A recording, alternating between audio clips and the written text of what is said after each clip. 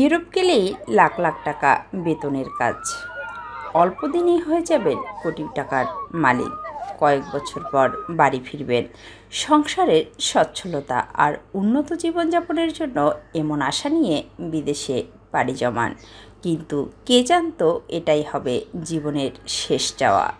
Italy আর যাওয়া হলো না তাদের। প্রায় 4 মাস পর পথিমধ্য থেকে ফেরত আসতে হলো, কিন্তু তাও জীবিত নয়, কফিনবন্দি হয়ে।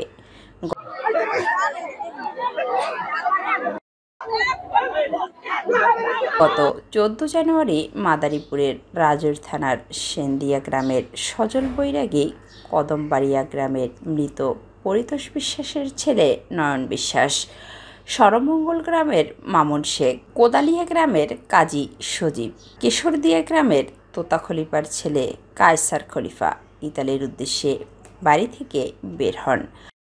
প্রথমে তারা বিমানযোগে লিবিয়া, পরে 14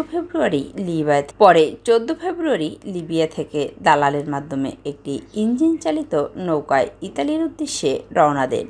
মাঝপথে তিউনিসিয়ার ভূমধ্যসাগরে ইঞ্জিন ফেটে আগুন ধরে ডুবে যায় নৌকাটি। এতেই মুহূর্তের মধ্যে সব স্বপ্ন শেষ হয়ে যায়।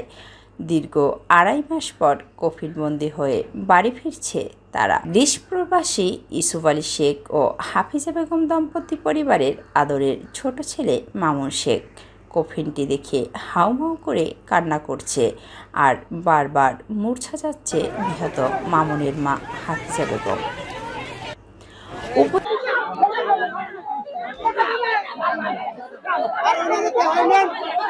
উপজেলার পশ্চিম সরমঙ্গল গ্রামে নিজ বাড়িতে মামুনের মরদেহটি আসলে হৃদয় বিদারক দৃশ্যের ঘটনা ঘটে।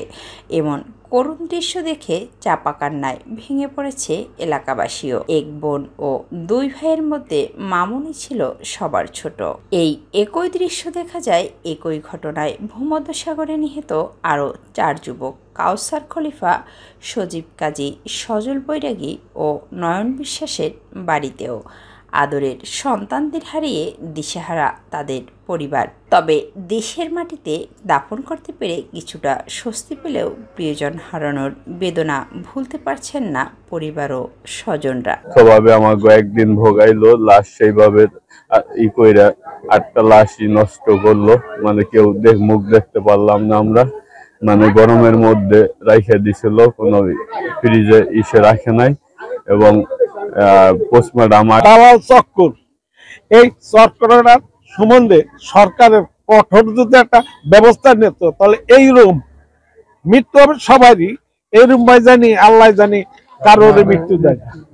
মিথিলা আক্তার, আলোচিত খবর।